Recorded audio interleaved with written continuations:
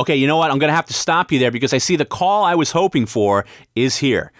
If it's Trump, I'm ready to take it. Well, that's good to hear because last week he said he would do this show again very soon, and boy, is he a man of his word. Let's welcome President-elect Trump. Mr. Trump, I'm so honored to be speaking with you.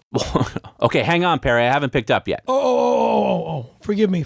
That's okay. Here we go. Mr. Trump, I know it's been a long day, a long week, a long campaign, and it was even a long podcast we listened to today, so thanks for calling in. You must be exhausted. Well, I had 1 hour sleep last night, and then I said, maybe I could call and say, your voice. You know what, can we make it tomorrow? But I said, I don't have the courage to call him and do that. Oh, man. Well, I guess you didn't want to disappoint Perry, who wouldn't be here tomorrow, so I'm glad you did call in. But 1 hour of sleep is not good. We don't like to hear that.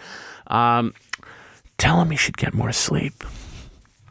Mr. Trump, you need to get your sleep. I'm going to sleep right after this call, I promise.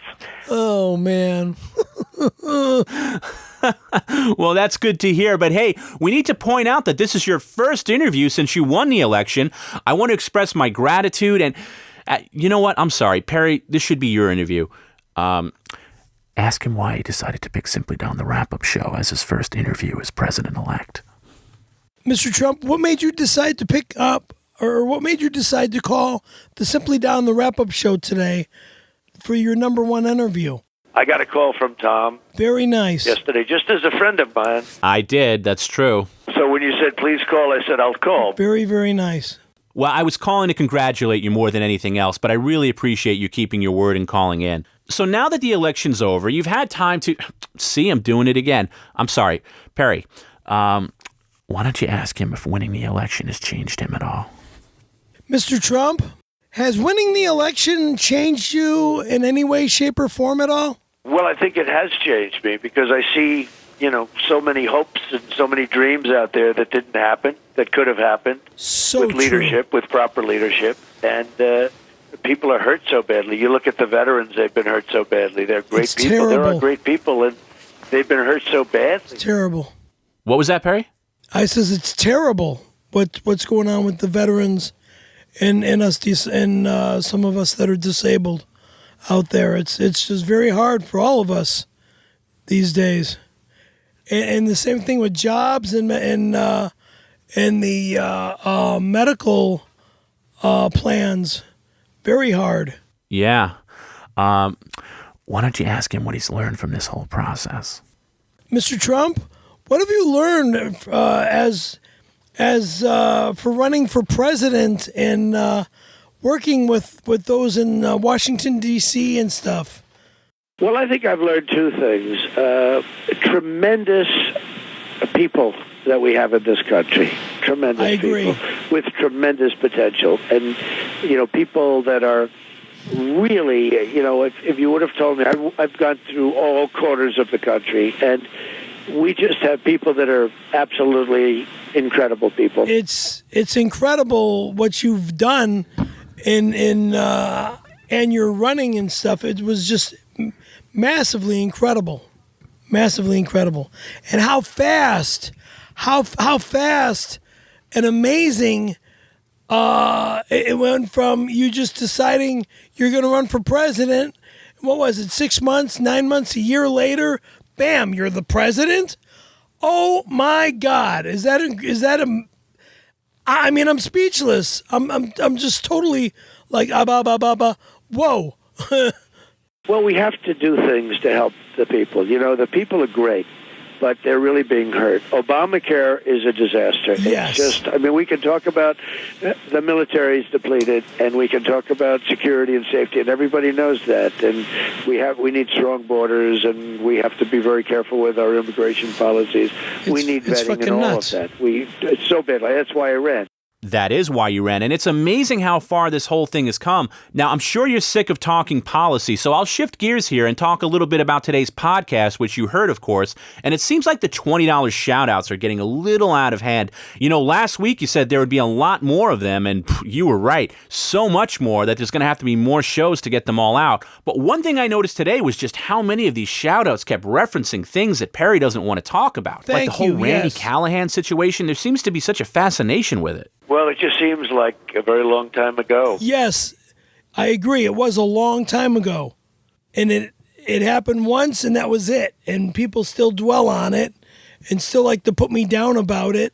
But again, that was a long time ago. So can we move forward and stop bringing it up? It's crazy. It is crazy, I agree. But more than just the Randy Callahan matter, these people seem to bring up this alleged fake disability scheme, calling Perry gay, disparaging Jehovah's Witnesses. I mean, Perry, why don't you ask him how you should handle these people who send in shout-outs going forward? Mr. Trump, let me ask you something kind of in a kind manner.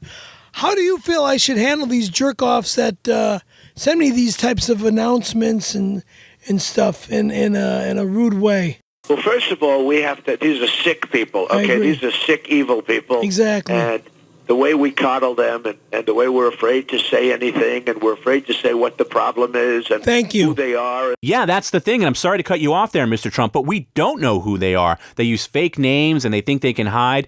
I mean, there was one shout-out today from a guy named Eddie Torres, and he signed it with a very nasty word. I couldn't get over it. The language he used was terrible. It talks about me. The language was unbelievable. Yeah, it's really disgusting. You're a married man with children, and I've got an ex-wife with a daughter. It's just so wrong what these people say. But you know what? You're a man with a wife and children. I'm a man with an ex-wife and a child, and we know how God created men and man and woman. Okay, I think we're getting way off track here. Mr. Trump, I know you have to go, but let's wrap up with a final question from Perry, if you could.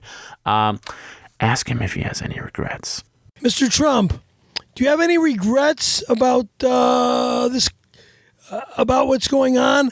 And I think you do, and I think it's due to Hillary Clinton's, her scandalism and her, I'm lost for words right now. There's always regrets if you could go back and change things, but you can't. You have to just go forward, but I agree. There's nothing you can do. And you're so correct. Like you always say, move forward. Wise decision to make. Just move forward. Exactly. Now, why don't you kindly just tell Mr. Trump to kindly say hello to all your children as well as your wife for me? It was an honor to meet them at the car show. Excuse me? Kindly say hello to all of your children, including your wife, for me. Well, that's very nice of you. Yeah, it sure is. Hey, Perry, ask Mr. Trump about getting an invite to his inauguration. Mr. Trump, is there a way I could get paid and become a guest at your inauguration this coming December? Well, I wouldn't mind doing it. I mean, it is a little bit of a question of time. Okay. Yeah, I think it's more of a scheduling thing, so we can figure that out later. I understand. Well, we've already taken enough of your time, Mr. Trump. Perry, why don't you say something really warm and lovable to Mr. Trump before he goes?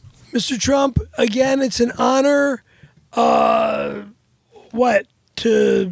help you for getting you inaugurated, as well as looking up to you as a friend, as a father figure. My father was a contractor back in Chicago when I was a little kid. Actually, from when I was a baby till I moved to California in 1974, and he did it for years. Built a lot of homes and a lot of business, buildings back in Chicago and stuff. Perry, what are you doing? How about a thank you for sending you the hat you're wearing? Oh, forgive me. Please, please, please forgive me. I got the hat on my head and I'm not even thinking about it. Thank you from the bottom of my heart for an autographed hat that says, Make America Great Again. I appreciate this hat, Mr. Trump, from the bottom of my heart. Did you like it? I'm speechless. It's a gift that I will never get rid of. It's very impressive. Very thankful. I'm very thankful for it. I don't even know what to say, to tell you the truth, because I'm very speechless. I'm wearing it right now, Mr. Trump, and as soon as I get home, it's going to go on top of my trophy. Wow. Well, you can't ask for a better resting place than that. Hey, before he hangs up, why don't you ask how you can get paid for all the work you've done? Mr. Trump, can I kindly ask you, is there any way I can get paid for helping you to progress as the presidential electee for the president of the United States? I mean, I really didn't want to feel like I was the guy helping you, but I was doing it in a reporter's way, kind of to help my career as an interviewer / reporter. Is there any way I can get paid for doing this kind of work for you? I'd love to help out. I'd love to keep it going. We're going to see what happens, but you are a great gentleman and a great talent. Oh, People my love your God. show, Thank you and so they love much. You, and you have been so loyal also, and I appreciate it very much. Thank you. Thank you so much for saying that. Wow, that's just wonderful to hear. I am so honored to call you a friend and a fan of mine. Thank you so much from the bottom of my heart. Yeah, I'd like to say thank you as well. Thank you for choosing Simply Don, the wrap-up show, as the venue for your first post-election interview. But we need to get going. I totally agree with the comment that Mr. Brennan just made to you, Mr. Trump. I, again, feel honored to speak with you, and I'm also honored to even helping you get to where you're at this moment in time. And I look forward to when I speak to you again. And again, I want to say thank you to the hat that's autographed for me and to me, and it's a major honor to do what? Do business with you, or be the one that helped you get to where you're at right now or at today? That's one of the nicest things that's been said about me. I mean, I really appreciate it, and I feel very proud to have been involved. Thank you. And I think we have helped things. Thank you. It means a lot. Seriously. Thank you. You glad I called? I'm extremely glad that you called. I'm very thankful and very proud to hear your voice and to get this phone call. I could have called tomorrow, but I didn't want to tell you I was going to call tomorrow. I'm so honored that you called and called today rather than tomorrow. Thank you so much. So anyway, keep up the good. You have such a great show. Keep up the good work. Thank you, Mr. Trump. Thank you. You keep up the good work yourself. I will. Thank you very much. Let's talk soon. But by the way, your show, over the years, I've known how good it is and how good you are. And wow. I love being on your show anytime, and you know that. Well appreciated. Have a wonderful evening. Thank you very much. Thank you again. All right, I hate to break you two up, but this goodbye is going on longer than the election itself. Mr. Trump, we still have a lot of wrapping up to do, so I'm going to have to let you go. Have a good time. Thank you very much. You're very welcome. Bye-bye. How you feeling over there? Oh my God. I'm speechless. Well, that doesn't help since we're doing a talk show. Just tell me how you're feeling right now. I'm honored. Dude, I'm seriously honored. Well, I hope you're prepared for the reaction this interview is going to get. Last week was big enough, but this was historic. Dude, I cannot believe we got Trump's first interview as president. Well, president-elect, but that's close enough. And I really wanted you to take the reins on this one, more so than last week, and you didn't let me down. It's like your interviewing skills became greater over the last week. And I just got started.